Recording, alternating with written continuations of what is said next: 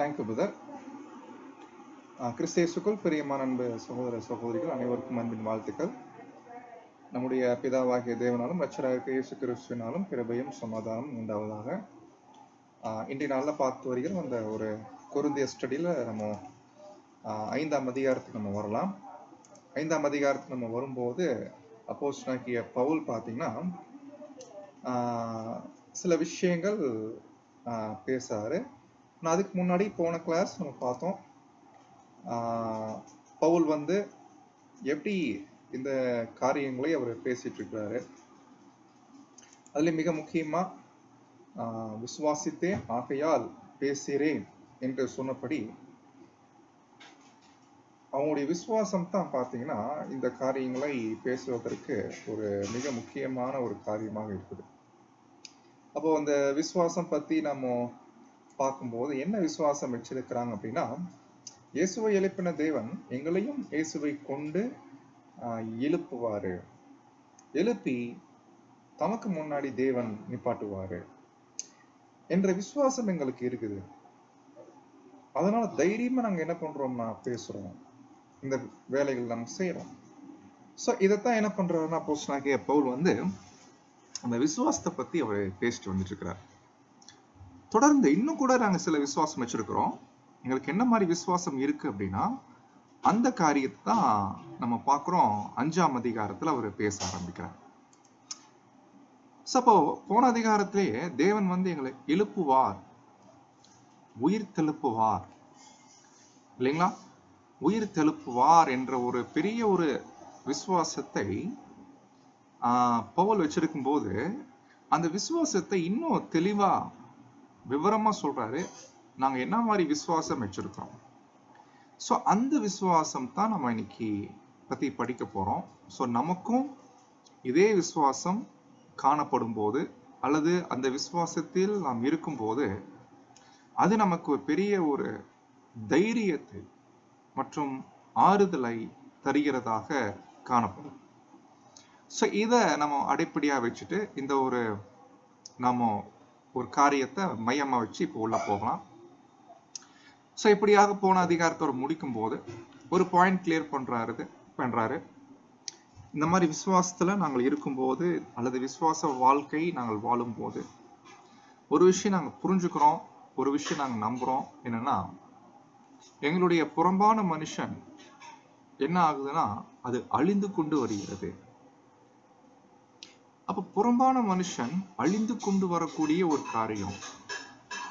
அதே நேரத்துல உள்ளான மனுஷன் நாளுக்கு நாள் புதிதாக்கப்படுகிறது. அன்பானவர்களே, இது ஏதோ பவுல் விசுவாசத்துல அவர் விசுவாசம் வச்சிருந்தாலும் இதை அனுபவத்துல கூட அவர் உணர்ந்திருக்கிறார். ஏன்னா நமக்கு தெரியும் இல்லைங்களா, ஒவ்வொரு வருஷங்கள் போக போக போக வருடங்கள் கடந்து போக போக போக நமக்குள்ள இந்த ஒரு உணர்வு அது காணப்படும். இந்த ரெண்டு விஷயமே பார்த்தீங்கன்னா எனக்குள்ள நடந்துட்டு இருக்குது. அந்த ஒரு விசுவாசம் இருக்க வேண்டியது அது ரொம்ப முக்கியமா இருக்கு. என்ன விஷயம்?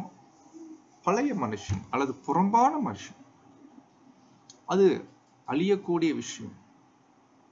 புறம்பான மனுஷன்னா அந்த மனுஷனை உலகம் பார்க்கலாம், கண்ணுல பார்க்கலாம், பார்க்கக்கூடிய அந்த மனுஷன் அது அழிந்து போகுது. அதே நேரத்துல உள்ளான மனுஷன் அது புதிதாக்கப்படுகிறது. அன்பானவர்களே, இந்த உலகத்துல நமக்கு ஒரு ஐடென்டிட்டி இருக்கு, நமக்குன்னு ஒரு அடையாளம் இருக்கு இல்லைங்களா? நம்ம ஒவ்வொருத்தருக்கும் ஒவ்வொரு விதமான அடையாளம் இருக்குது. நம்மளை பத்தி யாராவது கேட்டாங்கன்னா, ஓ அவருங்களா, அவர் இங்க இருக்கிறாருங்க, அவர் இந்த வீட்டுல குடியிருக்கிறாரு, அவர் இங்க வேலை பார்க்கிறாரு, அவர் இந்த மாதிரி பாருங்க. இது நமக்கான ஒரு அடையாளம், இது வெளியே தெரியக்கூடிய அடையாளம். பட் இந்த அடையாளம் இன்னைக்கு உலகத்தார் பெருசா பார்க்கிறாங்க. தங்களுக்கு ஒரு அடையாளத்தை தேடுறான் அல்லது தங்களுக்கு ஒரு அடையாளத்தை நிலைநிறுத்துவதற்கு போராடுறாங்க. ஆனா இது எல்லாமே அழியக்கூடியது என்பதை அவன் உணர்றதில்லை. பட் நம்ம விஷயத்துல நம்முடைய இந்த பூமிக்குரிய இந்த ஒரு அடையாளம், அது புறம்பான மனுஷன்.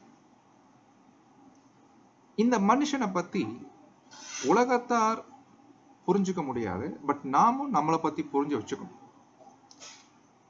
கண்டிப்பா உலகத்தார் தங்களுடைய அந்த பூமிக்குரிய சுபாவத்தை மெச்சிக்கொள்றாங்க அல்லது கனப்படுத்துறாங்க, அதை மகிமைப்படுத்துறாங்க. எல்லாரும் அதுக்கு கனம் கொடுக்கணும்னு விரும்புறாங்க.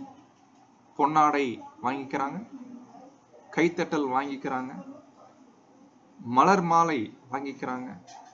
அது அவங்க சந்தோஷமா இருக்கு. ஆனா தேவனுடைய பிள்ளைகள் நம்முடைய இந்த பூமிக்குரிய சுபாவத்தை நாம் இப்படியாக நம்ம பார்க்காமல், அதை நாம் அவ்விதமாக அணுகாமல், இந்த பூமிக்குரிய சுபாவத்தை நாம் அழிக்கிறதற்கு ஒப்பு கொடுக்கிறோம். எப்படி அழிக்கிறதுக்கு ஒப்பு கொடுக்கிறோம்னா, தேவனுடைய ஊழியங்கள் செய்வதின் வாயிலாக.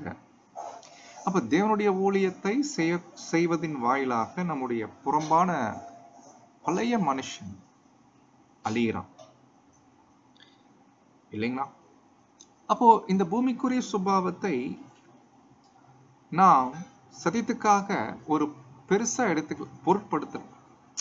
உலகத்தார் மாதிரி இந்த சரீரத்தை அல்லது புறம்பான மனுஷனை நாம் காப்பாற்றுவதற்கு முயற்சி எடுக்கல. தேவனுக்காகவும் சகோதரர்களுக்காகவும் சத்தியத்துக்காகவும் இந்த புறம்பான மனிதனை நம்ம என்ன பண்றோம்னா, அது அழிவை நோக்கி தான் போகும்.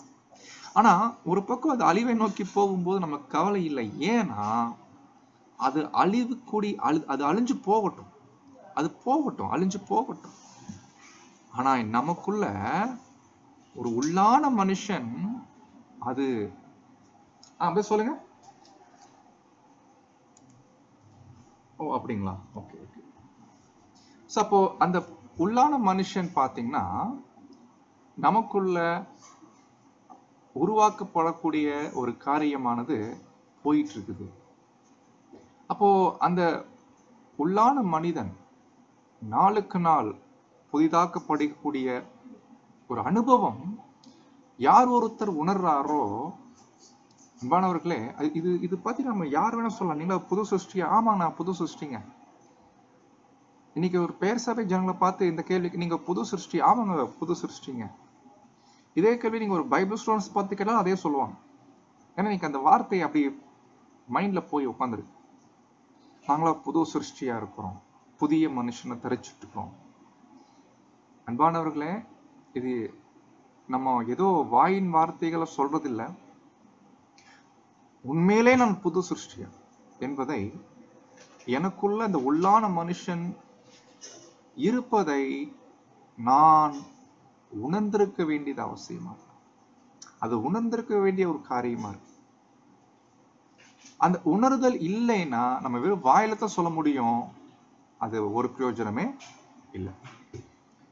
சகோதர சகோதரர்களே, அதனால இந்த ஒரு உள்ளான மனிதன் நாளுக்கு நாள் புதிதாக்கப்படுகின்ற ஒரு காரியம், அது நம்ம தினமும் போயிட்டு இருக்குது.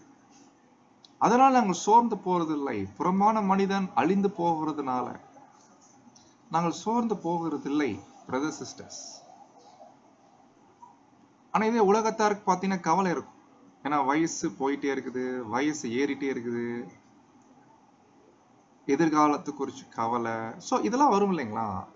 ஆனா தேவனுடைய பிள்ளைகளுக்கு இந்த பூமிக்குரிய புறம்பான மனிதன் அழியக்கூடிய ஒரு விஷயத்துல, அதுவும் தேவனுடைய ஊழியங்கள்ல நிமித்தம் ஒப்பு கொடுத்து அதனால ஒரு அழியக்கூடிய அனுபவங்களுக்குள்ள போகக்கூடிய வாய்ப்பு கிடைக்கும் போது சோர்ந்து போக மாட்டான் இல்லைங்களா? பாருங்க, எத்தனை அடி வாங்கியிருக்கிறார் பவுல்லாம். என்னைக்காச்சு இவ்வளவு அடி வாங்கிட்டோம், உடம்பு வேற போயிடுச்சு, கொஞ்சம் அவசரப்பட்டோமோ, தேவையில்லாம உடல் ஆரோக்கியத்தையும் இழந்து தேவையில்லாம சரீர தோற்றத்தை பார்க்கவே ஒரு மாதிரி ஆயிடுது. இல்லைங்களா? அத்தனை அடி வாங்கிட்டு முகமே பார்த்தீங்கன்னா எப்படி இருக்கும்? அது ஒரு மாதிரி பார்க்குறவங்க மதிப்பு கொடுக்க மாட்டாங்க. அப்படின்ற என்னைக்காவது கவலை வர வாய்ப்பு இருக்குமானா அது இருக்காதுங்கம்மா. ஏன்னா புறம்பான மனுஷன் அழிந்து கொண்டிருக்கிறான் சத்தியத்துக்காக. நாங்க சோர்ந்து போக மாட்டோம், வைக்கப்படவும் மாட்டோம். ஏன்னா எங்களுக்கு தெரியும் உள்ளான மனிதன் நாளுக்கு நாள் புதிதாக்கப்படுகின்ற ஒரு அனுபவம் தேவன் எங்களுக்கு கொடுத்துட்டு இருக்கிறாரு. ஸோ இந்த பாயிண்ட் தான் அப்போஸ்தலனாகிய பவுல் அங்க சொல்வதை நம்ம புரிஞ்சுக்க முடியுது. அதனால காணப்படுகிறவைகளை, காணப்படக்கூடிய விஷயங்கள் பார்க்கும்போது அது உண்மையிலே ஒரு உபத்திரவம் தான். ஏன்னா இதெல்லாம் பார்த்தா அடி வாங்குறது, சிரமப்படுறது உபத்திரவம் தான். இதெல்லாம் பார்க்கறதுனால பார்க்கிறோம், நம்ம கண்ணால பார்க்க முடியுது, அந்த உபத்திரவங்களை கண்ணால பார்க்க முடியுது. பட் பாயிண்ட் என்னன்னு கேட்டீங்கன்னா, இது எல்லாமே காணப்படுகிறவைகள். ஆனா காணப்படாதவைகளை நாம் பார்க்கும் பொழுது, காணப்படாதவைகளை விசுவாச கண்களால நாம் நோக்கி பார்க்கும் போது சீக்கிரத்தில் நீங்க கூடியதான் இந்த உபத்திரவம். அது லேசானது. இந்த உபத்திரவம் ரொம்ப சீக்கிரம் தான் அது நீங்கிரும். எப்போ காணப்படாதவைகளை விசுவாச கண்கள்ல நோக்கும் போது தான் இந்த ஒரு எண்ணமே உருவாகுது நமக்கு. ஒருவேளை அதை நம்ம பார்க்கலன்னா இந்த எண்ணம் வர்றதுக்கு வாய்ப்பு இல்லைங்க. அப்போ நம்ம என்ன புரிஞ்சுக்கிறோம்னா, அன்பானவர்களே, காணப்படாதவைகளை நோக்கி இருக்கிற நமக்கு அது நோக்கும் போது விசுவாச கண்களால நமக்கு ஒரு விஷயம் புரிய வரும். என்னன்னா, இப்ப இருக்கிற உபத்திரவம், சத்தியத்தின் நிமித்தமா இருக்கக்கூடிய கஷ்டங்கள், இது ரொம்ப லேசு, சீக்கிரத்துல போயிரும். ஏன் இது ரொம்ப லேசானது அப்படின்னா, காணப்படாதவைகளா இருக்கக்கூடிய அந்த ஒரு பெரிய அதிகமான நித்திய கன மகிமை, புது சிருஷ்டிக்கு கிடைக்கக்கூடிய கனம் மகிமை, அப்படி நீங்க பிரிச்சு படிச்சு பாருங்க. கனம் மகிமை, ஐயோ, அது இமேஜின் பண்றதே ரொம்ப பெரிய விஷயமா. இன்னைக்கு சகோதர சகோதரிகள் மத்தியில கனம் கிடைக்கலாம், கிடைக்காம போகலாம். மகிமை கிடைக்கலாம், கிடைக்காம போகலாம். உலகத்துல வாய்ப்பே இல்லை. கனம் கிடைக்கிறதுல நினைச்சு பார்க்க முடியாது. ஆனா இன்னைக்கு உலகமே அதுக்குத்தான் போயிட்டு இருக்கிறான். சக மனிதர்கள் கொடுக்கக்கூடிய கனம் மகிமைக்காக ஒரு வாழ்க்கை வாழ்றான். அவங்க பார்வையில நமக்கு, தேவனுடைய பிள்ளைகளுக்கு கனம் கிடைக்காது. யாரும் நம்மளை மதிக்க மாட்டாங்க. ஆனா இந்த ஒரு உபத்திரவத்துக்குள்ள இருக்கும் போது தேவனுடைய பிள்ளைகள் விசுவாச கண்களால காணப்படாதவைகளா இருக்கக்கூடிய அந்த நித்தியமா, ஒரு மாசம், ஒரு வருஷம் கிடையாது, ஒரு வாரம் கிடையாது, இது நித்திய இட்டர்னல் கன மகிமை இல்லைங்களா? அது எவ்வளவு அருமையா இருக்கு இல்லைங்களா? அது என்றென்றைக்கும் இருக்கும். இது கூட சீக்கிரத்துல போயிடும், டெம்பரவரி. ஆனா இது நித்தியமா இருக்கும். அதனால நாங்கள் சோர்ந்து போறதில்லை என்பானவர்கள். அதனால இந்த சின்ன உபத்திரவம் நமக்கு ஒரு பெரிய பெனிஃபிட் கொடுக்குது, நித்தியமா கன மகிமையை பெற்றுக்கொள்வதற்கு. அதனால இந்த காணப்படுகிறவைகள் எல்லாமே அநித்தியம். பாருங்க, இதெல்லாம் விசுவாசத்துல உணர வேண்டிய காரியம். உணராம இது வார்த்தைகள்ல வெறுமன வார்த்தைகள் தான் வருமே ஒழிய, உணர்ந்து சொல்லக்கூடிய வார்த்தைகள் தான் பவுல் இங்க என்ன பண்றாருன்னா அங்க பேசுறார். உண்மையிலே நம்ம எல்லாரும் இதே வாழ்க்கை, கொத்த வாழ்க்கை நம்ம வாழ்ந்துட்டு இருக்கும் போது, அனுபவத்துல ஒருவேளை இதை புரிஞ்சுக்கும் போது இந்த வசனங்கள் பேர் உதவியா அங்க இருக்கும். இப்படி சொல்லிட்டு வரும்போது தான் அந்த பழைய மனுஷன் பத்தி அவரு இன்னும் சில காரியங்களை தான் பவுல் 5ஆம் அதிகாரத்துல பேச ஆரம்பிக்கிறார். ஸோ இப்போ நம்ம எல்லாரும் 5ஆம் அதிகாரத்துக்கு வந்துடலாம். வசனம் 1 இது ரொம்ப இன்ட்ரெஸ்டிங்கான ஒரு சாப்டர், நம்ம எல்லாருக்கும் பரிச்சயமான ஒரு அதிகாரம். இந்த அதிகாரத்தை பத்தி நம்ம பார்க்கும்போது ஸோ பூமிக்குரிய கூடாரமாகிய நம்முடைய வீடு அழிந்து போனாலும் தேவனால் கட்டப்பட்ட கைவேலை அல்லாத நித்திய வீடு பரலோகத்தில் நமக்கு உண்டென்று அறிந்திருக்கிறோம். இப்ப பவுல் சிம்பாலிக்கா பேசுறாரு, அடையாள பாஷையில பேசுறாரு. நம்ம இப்ப இருக்கிறோம், தங்கி இருக்கிறோம் ஒரு வீடு. அது என்ன வீடுனா ஒரு கூடாரம். பொதுவா கூடாரம்னாலே நம்ம எல்லாருக்கும் தெரியும், அது ஒரு டெம்பரவரி பில்டிங், தற்காலிகமான ஒரு வீடு, ஒரு இடம், தங்கக்கூடிய இடம். இப்ப பவுல் எதை கூடாரம்ன்றாரு, பூமிக்குரிய கூடாரம்னு எதை சொல்றாரு, எதை மீன் பண்றாரு கேட்டீங்கன்னா, நம்முடைய மாம்சத்தை, நம்முடைய மாம்ச சரீரத்தை. இந்த மாம்ச சரீரத்துல நம்ம குடியிருக்கிறோமாமா. எது? ஒரு புது சிந்தை, அந்த புது சிருஷ்டி, உள்ளான மனுஷன் சொல்றோம் இல்லைங்களா, உள்ளான மனுஷன் இருக்கு, புது சிருஷ்டி நம்ம புரிஞ்சுக்கிறோம். இந்த ஒரு சரீரத்துல தற்காலிகமா நம்ம இருக்கிறோம், உண்மைதாங்க. இந்த கூடாரம் அழிந்து போயிருங்க. அழிந்து போனாலும் உடைய அர்த்தம் என்ன? நம்ம முதல்ல ஒத்துக்கணும், இது எப்படி இருந்தாலும் அழியதான் போகுது. எப்படியோ அழிய போற சரீரத்தை சத்தியத்துக்காக, தேவனுக்காக வாழ்ந்து அழிவதற்கு நான் ஒப்பு கொடுத்தேனா, நான் சோர்ந்து போக மாட்டேன். ஏன்னா அந்த மாதிரி யார் ஒப்பு கொடுத்திருக்கிறாங்களோ அவர்களுக்குள்ள ஒரு புதிய உள்ளான மனிதன் உருவாக்கப்படுகிறான். அதனால இந்த பூமிக்குரிய கூடாரமாகிய, தற்காலிக கூடாரமாகிய நம்முடைய சரீரம் அது அழிவை நோக்கி போயிட்டு இருக்குது. அது அழிந்து போகும், அழிஞ்சு போகட்டும், பிரச்சனை இல்லை, கவலை இல்லை. இன்னைக்கு உலகத்தாருக்கு பாத்தீங்கன்னா சாகிறத நினைச்சு பயப்படுறாங்களான்னு கேட்டா நீங்க யாரு கேட்டு பாருங்க, என்னைக்கா இருந்தாலும் சாவு வருங்க அப்படிதான் சொல்லுவாங்க. ஆனா சாகிற நேரத்துல தான் கொஞ்சம் பயம் அவங்களுக்கு வரும். ஏன்னா செத்துட்டோம்னா அதுக்கப்புறம் ஒண்ணும் இல்லையே, அவ்வளவுதான், வாழ்க்கை முடிஞ்சே, நம்ம லைஃப் சாப்டர் அவ்வளவுதான். இந்த ஒரு உணர்வு சாகிற நேரத்துல தான் நிறைய பேருக்கு அங்க வரும். அது நிறைய பேர் வெளிக்காட்ட மாட்டாங்க, ஆனா அந்த உள்ளுக்குள்ள அந்த பயம் எப்போதுமே அவங்களுக்குள்ள இருக்கும். அவ்வளவுதான். ஆனா ஏதோ சில மத நம்பிக்கைகள் இல்லைங்களா, அவங்களுடைய மத நம்பிக்கைகள் வேணா சில ஆறுதல் கொடுத்துருக்கலாம், நீங்க செத்தாலும் மோட்சத்துக்கு வந்துருவீங்க, இதெல்லாம் ஒரு நம்பிக்கை கொடுக்கலாம். சில பேர் இந்த நம்பிக்கையில கூட இருந்து சாகலாம்.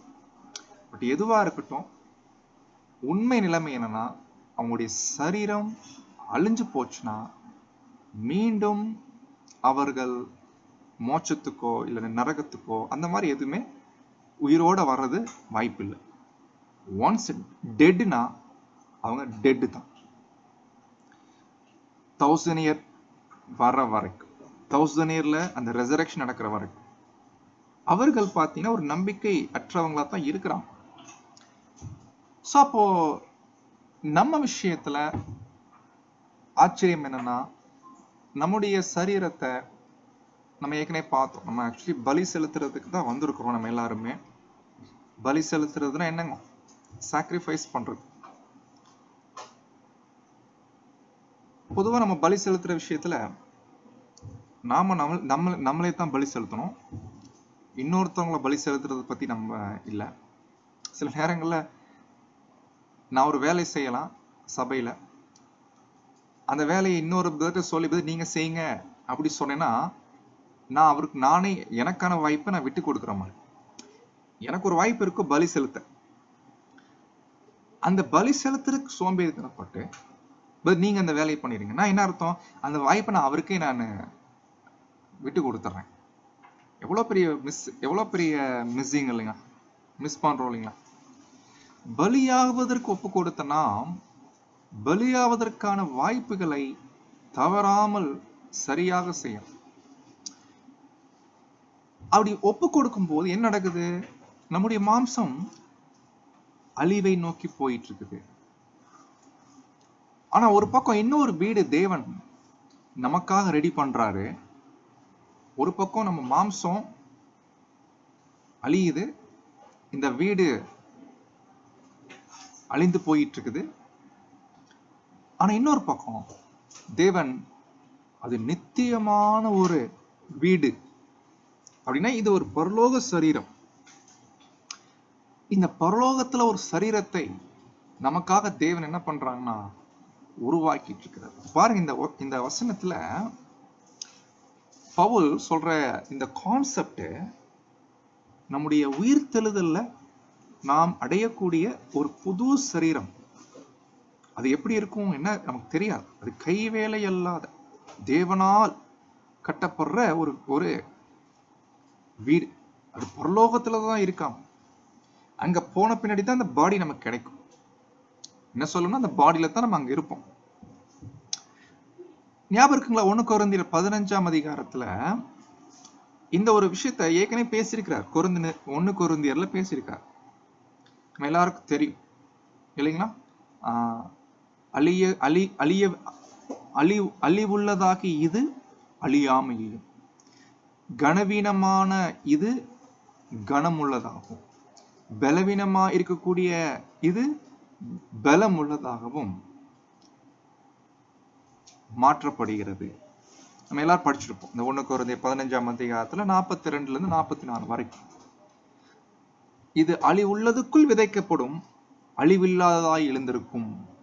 பலவீனத்துக்குள் விதைக்கப்படும், பலனுள்ளதாய் எழுந்திருக்கும் அப்படின்னு அங்க ஒரு சரீர மாற்றத்தை, இந்த சரீரத்தை விட்டு இன்னொரு சரீரத்துக்கு போகக்கூடிய ஒரு காரியம். இப்ப அதே விஷயத்த 1 கொரிந்தியர்ல பேசியிருக்கார் பவுல். அதை மைண்ட்ல வச்சுதான் அதே காரியத்தை சுருக்கமா இந்த இடத்துல வசனம் 1 அங்க பேசுறதாக நாம புரிஞ்சுக்கிறோம். சோ அப்போ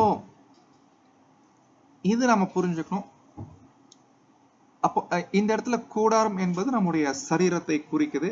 ஏன் கூடாரம் போட்டாங்கன்னா அது கூடாரம் என்பது இயற்கையாவே தற்காலிகமா வசிக்கக்கூடிய ஒரு இடம். அதனாலதான் இந்த மாம்சீக வாழ்க்கை தேவனுடைய பிள்ளைகள் ஆகிய நமக்கு ஒரு தற்காலிகமான வாழ்க்கை.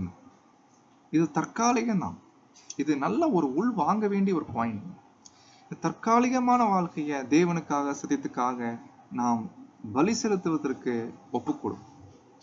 பேதுரு கூட பாத்தீங்கன்னா இதே மீனிங்ல பேசியிருப்பார். 2 பேதுரு 1ஆம் அதிகாரத்துல 13 பேசியிருப்பார்.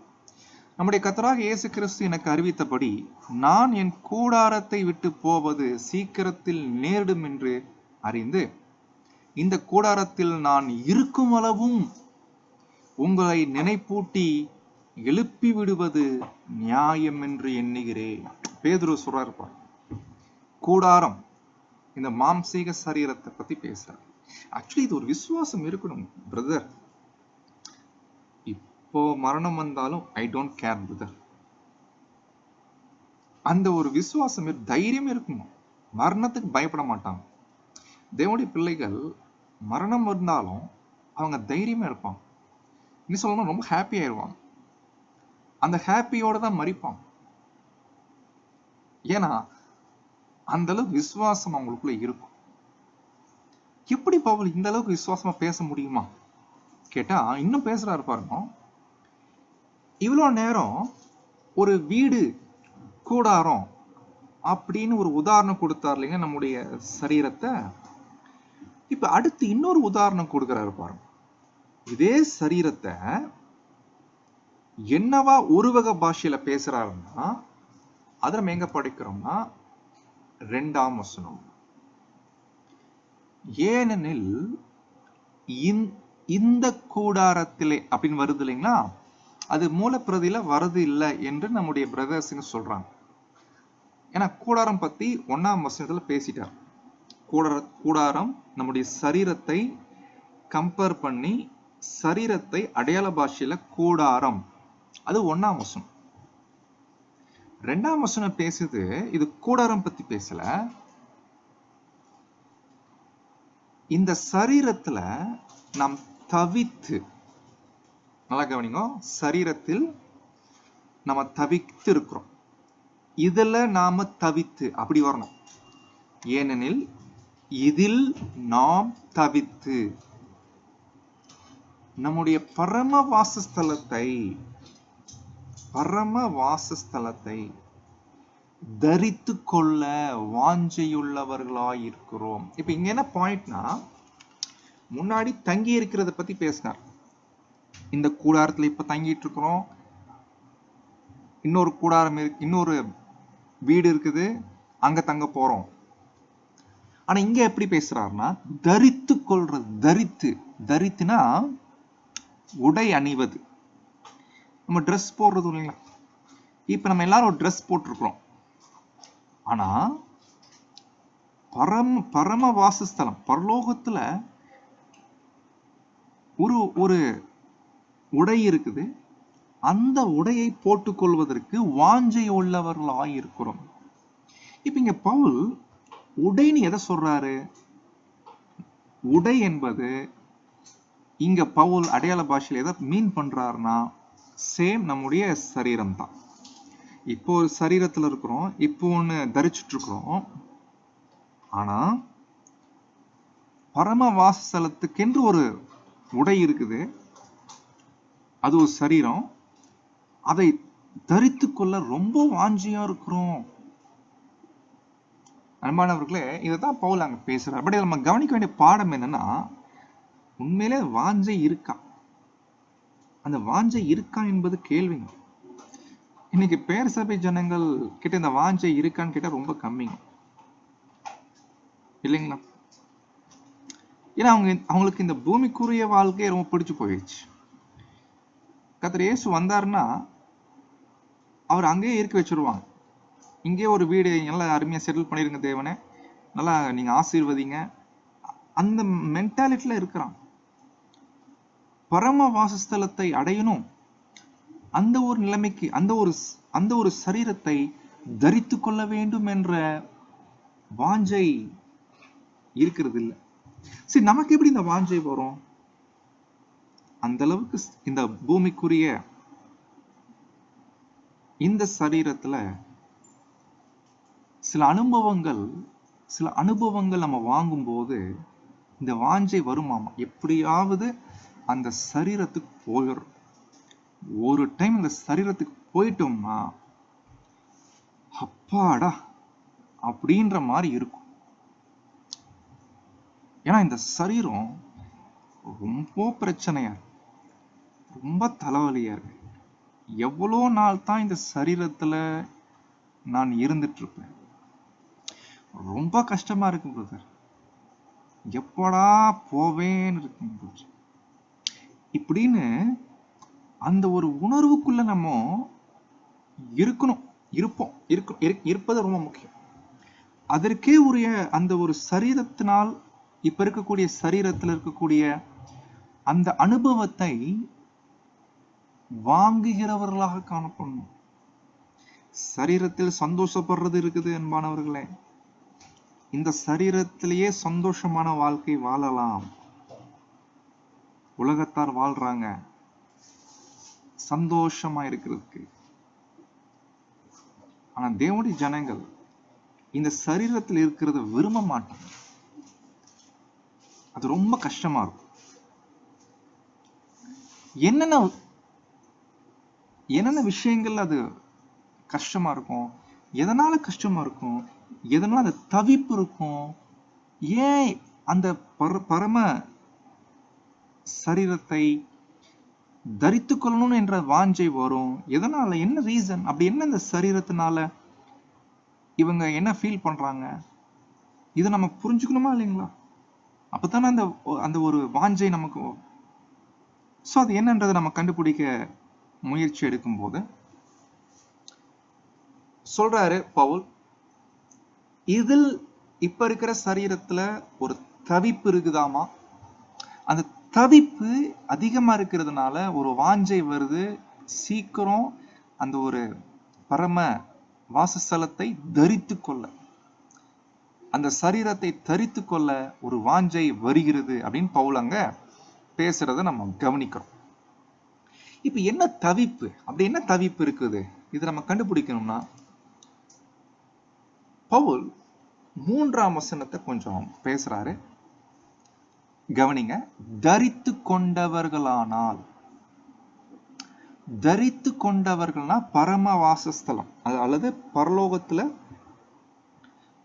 அந்த ஒரு மகிமையான சரீரத்தை தரித்து கொண்டோம் என்றால், அந்த சரீரத்துக்கு நம்ம மாற்றப்படும் போது, நல்லா கவனிங்க, இங்க கொஞ்சம் கன்ஃபியூஷன் பண்ற மாதிரி இருக்கும். ஆரம்பத்துல கொஞ்சம் கன்ஃபியூஷன் இருந்துச்சு, பட் அதுக்கப்புறம் கிளாரிட்டி வந்துச்சு. நீங்களும் கேர்ஃபுல்லா கவனிங்க. நிர்வாணிகளாய் காணப்பட மாட்டோம். இப்படி சொல்லும் போது ஃபர்ஸ்ட் என்ன ஒரு கன்ஃபியூஷன் வந்துச்சு நான் சொல்லிடுறேன். அதாவது பரலோகத்துல மகிமையின் சரீரத்தை நம்ம அடையும் போது, உயிர்த்தெழுதல்ல நம்ம பரலோக சரீரத்தை பெற்றுக்கொள்ளும் போது நிர்வாணிகளாய் காணப்பட மாட்டோம். அம்மா அப்ப என்ன அர்த்தம்? இப்ப நிர்வாணியா இருக்கிறோம். இப்ப நிர்வாணியா இருக்கிறோம் எது வரைக்கும்? அந்த பரலோக சரீரத்தை அடைகிற வரைக்கும். பரலோக சரீரத்தை அடைஞ்சிட்டோம்னா நிர்வாணிகளாய் காணப்பட மாட்டோம் அப்படின்னு தான் முதல்ல நம்ம புரிஞ்சு வச்சிருப்போம்.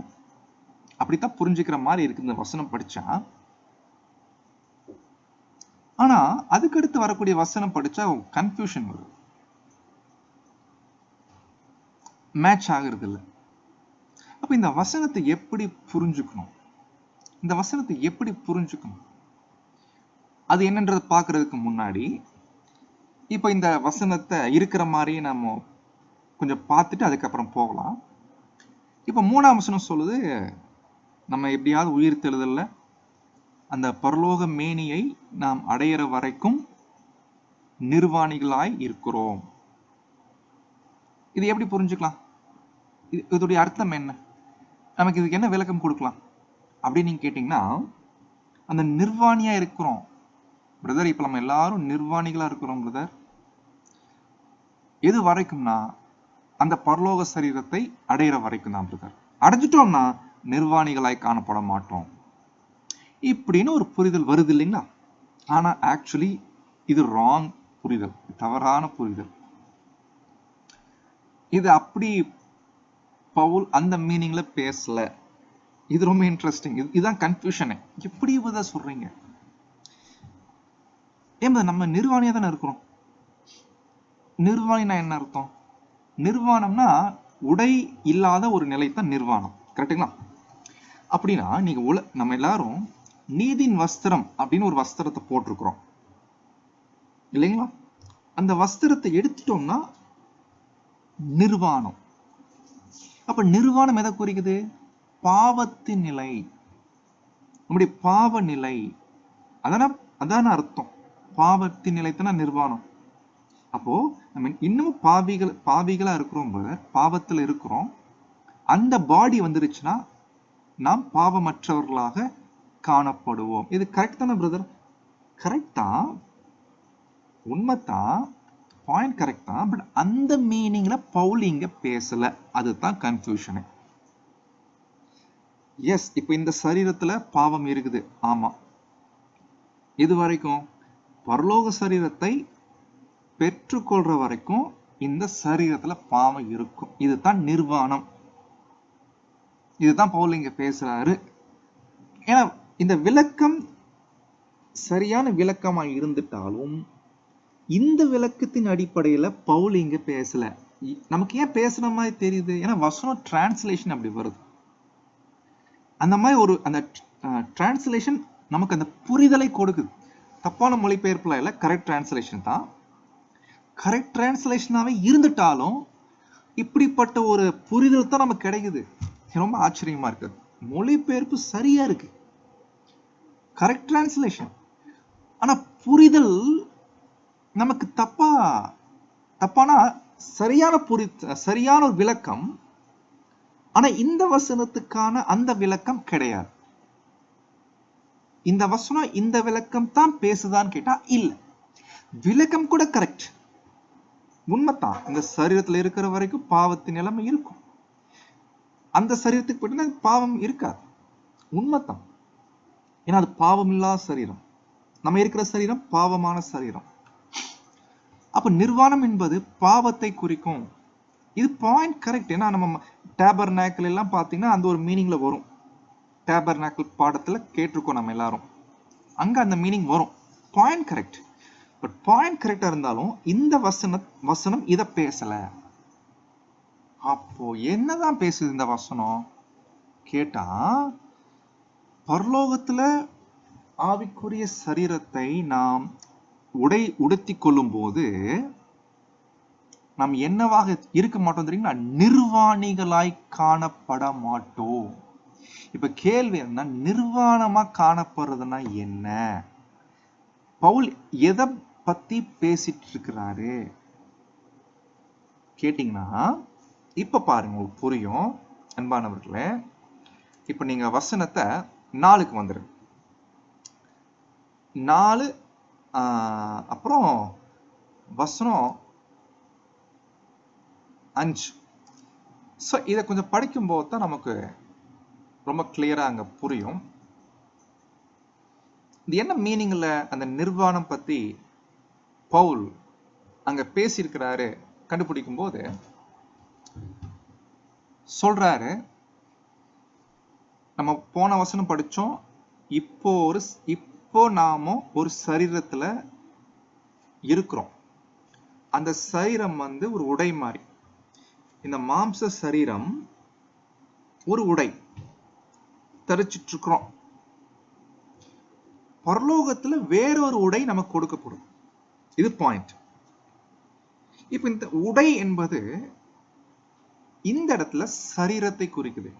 2 உடை. இப்ப இருக்கிற உடுத்திருக்கக்கூடிய உடை மாம்ச சரீரம், இனி உடுத்த போகிற உடை பரலோக சரீரம், இல்லைங்களா? இப்போ நாம் சரீரத்துல இருக்கிறோம் அப்படின்னா உடை உடுத்தி தான் இருக்கிறோம். இப்ப நிர்வாணம் என்பது என்ன அர்த்தம்? சரீரம் இல்லாத ஒரு நிலை. ஏன்னா இந்த இடத்துல உடை குறிக்குது சரீரம்.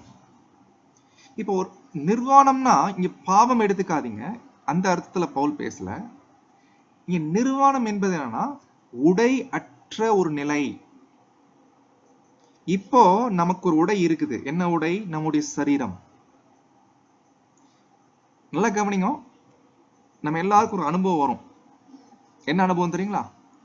உடை அற்ற ஒரு நிலை நம்ம எல்லாருக்கும் வரும்.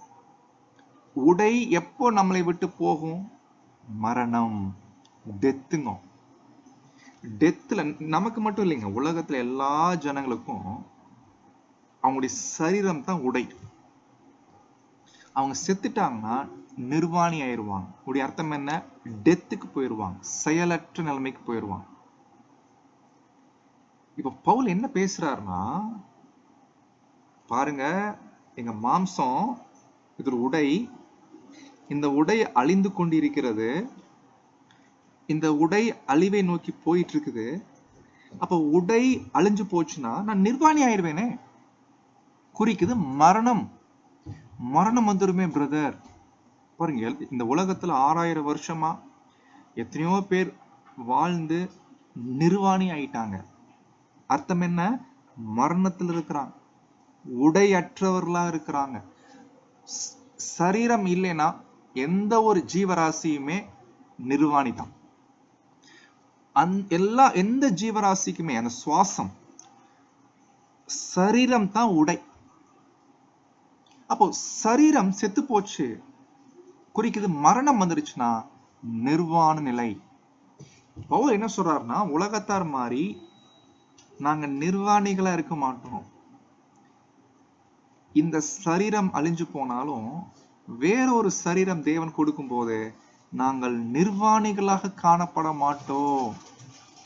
நிர்வாணம் என்பது பாவத்தை பத்தி பவுல் பேசல. அது குறிக்குது உடை அற்ற நிலை, குறிக்குது மரணம். நம்ம எல்லாம் மறிக்கிறதுன்னு வந்திருக்கிறோம். கிறிஸ்துவுக்குள் மரிக்கிறதுக்குன்னா வந்திருக்கிறோம். உலகத்தர் மரிக்கிறதுக்கும் நமக்கும் வித்தியாசம் இருக்கு. அவங்க மரிச்சிட்டாங்கன்னா அவ்வளவுதான், நிர்வாணம். நமக்கு அப்படி இல்லை, நாம் நிர்வாணிகளாய் காணப்பட மாட்டோம் பிரதர். ஏன்னா நமக்கு வேறொரு சரீரம் இருக்குது. இதுதான் 3 சொல்றாரு, அந்த சரீரத்தை தரித்து கொண்டவர்களானால் நிர்வாணிகளாய் காணப்பட மாட்டோம். நிர்வாணம் என்பது மரணத்தை குறிக்குது. இது நம்ம கன்ஃபார்ம் பண்ணலாம். எப்படி கன்ஃபார்ம் பண்ணலாம்? உங்க பைபிள் திறந்து வச்சுக்கோங்க, வசனம் 4 படிங்க. 4 நான் படிக்கிறேன், சரி வசனம் 4 படிக்கிறேன். இந்த கூடாரத்தில் இருக்கிற நாம் பாரம் சுமந்து தவிக்கிறோம். ஏற்கனவே 1ஆம் வசனம் சொன்னார் இல்லைங்களா, இந்த கூடாரத்துல ஒரு தவிப்பு இருக்குது, அது ரொம்ப பாரமா இருக்கு பிரதர். அது என்ன தவிப்பு, அது நம்ம தெரிஞ்சுக்க ஆசைப்பட்டோம் இல்லைங்களா.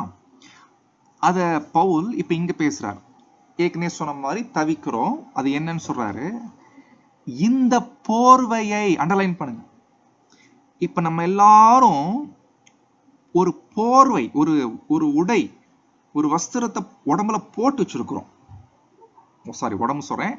நம்ம எல்லாரும் ஒரு போர்வைய அணிந்திருக்கிறோம். என்ன போர்வை? சரீரம், மாம்ச சரீரம் என்ற போர்வையை அணிந்தவர்களாக இருக்கிறோம். அப்படின்னா இந்த போர்வையை எடுத்துட்டோன்னு வைங்களேன், நிர்வாணம். பவுல் சொல்றாரு, பரலோகத்துக்கு போகணும்னு ஆசைத்தான், அந்த ஒரு வஸ்திரத்தை, அந்த ஒரு சரீரத்தை அணியும் ஆசைத்தான். இப்பவே நான் ஒரே அடியா பேசாம இந்த போர்வையை கலைஞ்சு போட்டுடலாமா, செத்துடலாமா அப்படி சொல்றாரு. டக்குன்னு செத்துடலாமா பிரதர்? இப்பவே செத்துற, நான் ரெடி பிரதர், எனக்கு கண்டிப்பா நானும் விசுவாசிக்கிறேன் பிரதர். மரணத்தை பத்தி நான் பயப்படல, ஏன்னா பரலோகத்துல எனக்கு ஒரு அருமையான சரீரம் தேவன் கொடுக்க போறாரு, நான் ரெடி பிரதர், செத்துறேன். வெயிட். இந்த போர்வையை கலைந்து போட வேண்டும் என்று உடனே விரும்பாதீங்க. அப்படி விரும்பாதீங்க, அந்த மாதிரி புரிஞ்சுக்காதீங்க. ஏன்னா அது ஈஸி, அது யாரு என்ன பண்ணலாம். உங்களுக்கு புரியுது, வாஞ்சையா இருக்குது, நீங்க கஷ்டப்படுறீங்க, புரியுது. பட் இப்படி பண்ணக்கூடாது. இந்த போர்வைய நீங்க கலைஞ்சு போட்டீங்கன்னா நிர்வாணி ஆயிருவீங்க. என்ன அர்த்தம்? மறிச்சிருவீங்க, மரணத்துக்கு போயிருவீங்க.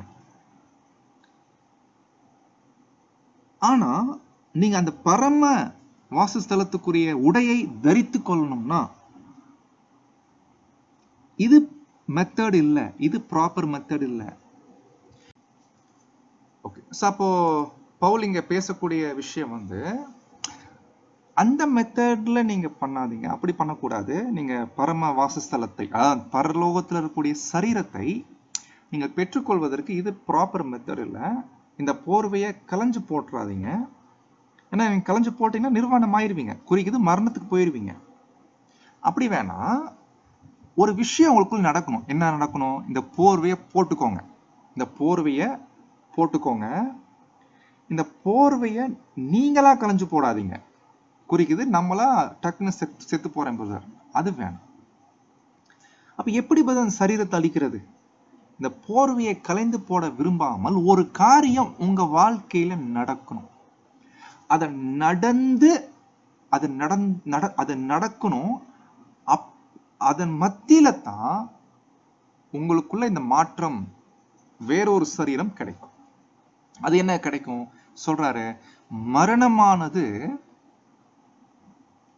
ஜீவனாலே விழுங்கப்படணும். இது ஒரு பெரிய என்ன சொல்லணும்னா, இந்த ஒரு லைன் அன்பானவர்களே ரொம்ப டீப்பான பாயிண்ட். இது ரொம்ப டீப் அண்டர்ஸ்டாண்ட் பண்ண வேண்டிய பாயிண்ட். இது என்னதான் தியரி படிச்சாலும் இது அனுபவத்துல உணர வேண்டிய பாயிண்ட். இது பெரிய விஷயம் பவுல் பேசிட்டு இருக்கிறார். என்ன இது? மரணம் ஜீவனால விழுங்கப்படணுமா? ஆமா, ஏன்னா ரொம்ப காலமாவே மரணம் தான் ஜீவனை விழுங்கிட்டு இருக்குது இல்லைங்களா? ஜீவனை விழுங்குறது மரணம். அது நம்ம எல்லாரும் தெரியும். அந்த அனுபவம் நம்ம எல்லாருக்குள்ள போயிட்டு இருக்குது. கண் கூட பாக்குறோம். மக்கள், உயிரோடு இருக்கக்கூடிய மக்கள் அந்த உயிரோடு இருக்கக்கூடிய மக்களை மரணம் என்ன பண்ணிருதுங்க, ஒரு டைம் வந்து அப்படியே விழுங்கி கொண்டு போயிருது. மரணத்துக்குள்ள போயிடுறாங்க, ஜீவன் விழுங்கப்படுது இல்லைங்களா? இத மாதிரி டெய்லி பாக்குறோமா இல்லைங்களா? எத்தனை பேர் இறக்குறாங்க. இது எல்லாருக்கும் நடக்கிற விஷயம் அன்பானவர்களே. எல்லாருக்கும் நடக்கிற மாதிரி உங்களுக்கு நடக்க விடக்கூடாது, விட்டுறாதீங்க. என்ன பதில் சொல்றீங்க? இப்ப எனக்கும் என்னைக்காவது ஒரு நாள் ஹார்ட் அட்டாக் வரும், நான் மறிப்பேனே. எஸ், எப்ப வேணாலும் நீங்க மறிக்கலாம். ஆனா அந்த நேரத்துல எல்லாருக்கும் நடக்கிற மாதிரி மரணம் ஜீவனை விழுங்கக்கூடிய காரியம் இருக்கக்கூடாது. ஜீவன் தான் மரணத்தை விழுங்கணும். இந்த பாயிண்ட் நீங்க அண்டர்ஸ்டாண்ட் பண்றீங்களா? புரிஞ்சுக்க ட்ரை பண்றீங்களா அன்பானவர்களே? இது ரொம்ப முக்கியமான பாயிண்ட். இது நல்ல டீப்பா நீங்க தியானிக்க வேண்டிய பாயிண்ட். நீங்க வாய்ப்பு இருந்தா இன்னைக்கு நைட்டு படுக்கையில அது என்ன ஜீவன் வந்து மரணத்தை விழுங்குறதுனா என்ன, மரணம் ஜீவன் விழுங்குறதுனா என்னன்னு தெரியும் நமக்கு. எல்லாருடைய ஜீவனும் மரணத்துல போய் விழுந்துருது. மரணம் என்னக்கூடிய குழியில விழுந்து மரணம் முழுங்கிருது. ஆனா எப்படி ஜீவன் மரணத்தை விழுங்கும்? அதோடைய விஷயம் என்ன? அது நடந்து அப்போ உங்க உயிர் போது பாருங்க, அப்போ உங்க சரீரத்தை நீங்க களைஞ்சு போடுவீங்க பாத்தீங்களா? அப்பதான் பரம வாசஸ்தலத்தை, அந்த சரீரத்தை நாம் அணிந்து கொண்டு நிர்வாணிகளாய் காணப்பட மாட்டோம் அப்படின்னு பவுல் என்ன பண்றாரோ பெரிய பாயிண்ட் பேசுறாரு. நம்ம ஆக்சுவலி பார்த்துட்டு இருக்கிறது வந்து வெர்ஸ் பை வெர்ஸ் ஸ்டடிங்கும், வசனம் பை வசனமா படிச்சுட்டு வரோம், அவ்வளவுதான். இது ஒரு சப்ஜெக்டா நம்ம பார்க்கணும்னா கண்டிப்பா தனித்தனி சப்ஜெக்டா, ஒவ்வொரு வசனத்துக்கும் ஒவ்வொரு சப்ஜெக்டா பார்க்குற மாதிரி. பட் நம்முடைய நோக்கம் சப்ஜெக்ட் கிடையாது. இப்போ இதுவே ஒரு சப்ஜெக்டா பார்த்தோம்னா கண்டிப்பா இது எப்படி நடக்குது, இந்த ப்ராசஸ், இது நமக்குள்ள என்ன அனுபவங்கள் போகும், நமக்குள்ள என்ன நடக்கணும், அது தனி ஒரு சப்ஜெக்டா பார்க்கணும். பட் நம்ம அதை பத்தி நம்ம பார்க்க போறது இல்லை இன்னைக்கு. பட் இதுதான் விஷயம் என்னன்றதை மட்டும் நீங்க புரிஞ்சு வச்சுக்கணும். அப்ப இந்த ஒரு ப்ராசஸ் நடக்கணும். கண்டிப்பா அதுக்கு இந்த சரீரத்தில் நாம் இருக்க வேண்டியது அவசியமா இருக்குது. சோ போர்வை தரித்தவர்களாக இருக்க வேண்டும் என்று விரும்புகிறோம். அன்பான சகோதர சகோதரி, முக்கியமான பாயிண்ட் இது. தயவுசெய்து நீங்க தியானிங்க. எனக்கு என்னன்னு தெரியாம இருக்க கூடாது. டக்குன்னு செத்துனா செத்துறலாங்க, செத்தா பரலோகத்துக்கு போக முடியுமானா நோ, அப்படிலாம் கிடையாது. அப்ப என்ன நடக்கணும்? ஜீவன் மரணத்தை விழுங்கணும். மாமா, அது எப்படி பிரதர்? அதுதான் நம்ம புது சிருஷ்டிகளுக்கு மட்டும்தான் இந்த பாயிண்ட் தெரியணும். இதுவும் ஒரு விஷயங்க. நீங்க கேட்கலாம், யார் புது சிருஷ்டி, யார் ஆவினா ஜெனிபிக்கப்பட்டிருக்கிறாங்க இல்லையா, யார் புது சிருஷ்டியா இருக்கிறாங்க இல்ல. ஒரு ரீபிரிண்ட், ஒரு ஆச்சரியமான ஒரு பாயிண்ட் பிரதர் பேசுவார். இது எப்படி ஆரம்பத்துல சொல்றாராம், உண்மையிலேயே இன்னைக்கு நம்ம எல்லாம் தேவனுடைய பிள்ளைகள் சொல்றாரு இல்லைங்களா? நம்ம சொல்றோம் இல்லைங்களா, நம்மளாம் தேவனுடைய பிள்ளைகளா இருக்கிறோம், கரெக்ட். பட் ரியல் தேவனுடைய பிள்ளைகள் யார் என்று கடைசியில தான் தெரியுமா? அந்த உயிர்த்தெழுதல் நடக்கும் இல்லைங்களா, அன்னைக்கு தாங்க தெரியுங்க யாரெல்லாம் உண்மையான தேவனுடைய பிள்ளைகள், ரியல் சன்ஸ் ஆஃப் காட் யாரு, அன்னைக்கு தான் தெரியும் அன்பானவர்களே.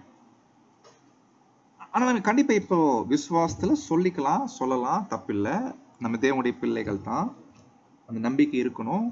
ஆனா ரியல் தேவனுடைய பிள்ளைகள் யாரு, அது அன்னைக்கு தெரியுமாமா, உயிர்த்தெழுதல். இது ரொம்ப இன்ட்ரெஸ்டிங். அப்போ இந்த ஒரு அனுபவம் தான் நம்ம வாழ்க்கையில வெளிப்படணும். சோ இது ரொம்ப முக்கியம். இது புது சிருஷ்டிகளால் புரிந்து கொள்ளக்கூடிய, இன்னும் சொல்லணும்னா இது ஏதோ டக்குன்னு நேத்து பேப்டிசம் எடுத்து இன்னைக்கு ஜெனிப்பிக்கப்பட்டு நாளைக்கே அப்படிலாம் கிடையாது. புது சிருஷ்டியா இருந்தாலும் ஒரே நாள்ல தேவன் கொடுக்கிறது இல்லைங்க. இதை புரிஞ்சுக்கிறது சில வருடங்கள் ஆகணும், சில வளர்ச்சிகள் நம்ம போகணும், சில அனுபவங்களுக்குள்ள போகணும், நிறைய ஸ்டடி பண்ணணும். ஏற்ற நேரத்துல தான் தேவன் தம்முடைய ஆவியினால் அந்த சத்தியத்திற்குள்ளாக என்ன பண்ணுவார்னா அவர்களை நடத்துவார். ஒருவேளை நம்ம ஜெனிப்பிக்கப்பட்டிருக்கலாம், ஆனா நம்ம இன்னும் வளரணும் இந்த பாயிண்ட் கண்டுபிடிக்கிறதுக்கு. ஸோ இது நம்ம புரிஞ்சுக்கிட்டு நம்ம ஸ்டடி பண்ணலாம். சொல்லிட்டு இதெல்லாம் பிரதர் நீங்க சொல்றீங்க, இது என்னன்னே புரிய மாட்டேங்குது, ரொம்ப கஷ்டமா தான் இருக்குது, இது புரியவே மாட்டேங்குதுன்னா எப்படி பிரதர் எனக்குள்ள இது நடக்கும்? ஆனா எனக்கு ஒரு விஷயம் கிளியர், எனக்குள்ள ஒரு மாற்றம் இருக்குது, நான் ஜெனிப்பிக்கப்பட்டிருக்கிறேன், அது என்னால் உணர முடியுது. ஆனா இந்த பாயிண்ட் நம்ம இன்னும் எட்டி பிடிக்கல, அந்த அளவுக்கு நான் இன்னும் வளரல. என்னால முடியுமா? இதை நான் தெரிஞ்சுக்குவேனா? எப்படி இதை நான் செஞ்சு முடிக்க போறேன்? இந்த கவலையெல்லாம் உங்களுக்கு இருந்துச்சுன்னா பவுல் என்கரேஜ் பண்றாரு, கவலையெல்லாம் விட்டுருங்க, நானும் உங்களை பாதித்தான், நானும் இதெல்லாம் சொல்றேன், நான் செஞ்சிருவேன், நீங்க எப்படியோ போய்க்கோங்கன்னு நான் சொல்ல மாட்டேன். ஏன்னா என்னையும் சரி உங்களையும் சரி இந்த நிலைமைக்கு ஆயத்தப்படுத்துகிறது யாரு தெரியுங்களா? தேவன். இதற்கே நம்ம ரெடி பண்றார், ப்ரிப்பேர் பண்றதே தேவனாம் அன்பானவர்கள். ஆனா தேவன் யார இந்த நிலைமைக்கு ரெடி பண்றாரு? அந்த பரம வாசஸ்தலத்தை அடையக்கூடிய அந்த ப்ரிப்பரேஷன் யார் யாருக்கெல்லாம் அந்த ப்ரிப்பரேஷன் போயிட்டு இருக்குன்றத பவுல் ஒரு க்ளூ கொடுக்கிறாரு. யாருக்கெல்லாம் டவுன் பேமெண்ட் ஆயிருக்குதோ அவங்க எல்லாருக்கும் இந்த ஆயத்தம் நடந்து கொண்டிருக்கிறது. அது என்னங்க டவுன் பேமெண்ட்? டவுன் பேமெண்ட்னா புரியுது இல்லைங்களா? ஏற்கனவே இந்த வசனம் படிச்சுக்கணும், அந்த வார்த்தை ஞாபகம் இருக்குன்னா, ஒரு முன்பணம். அதாவது ஒரு விஷயத்தை வாங்க போறோம், அது வாங்குறதுக்கு முழு தொகை கொடுக்கல, ஆனா நமக்கு ரிசர்வ் பண்ணிக்கிறோம், ஒரு முன்பணம் கொடுத்து நமக்குன்னு வச்சுக்கிறோம். அந்த மாதிரி ஆவி என்னும் அச்சாரம் நமக்கு தந்தவரும் அவரே.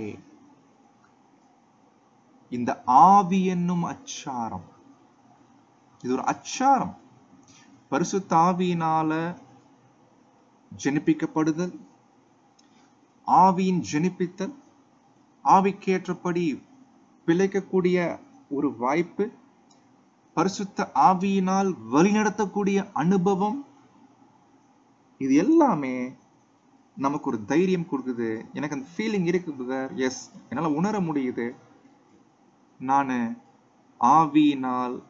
ஆவியின் அச்சாரத்தை தேவன் எனக்கு தந்திருக்கிறாரு. அப்படி ஒருவேளை அந்த ஃபீலிங் உங்களுக்கு இருந்துச்சுன்னா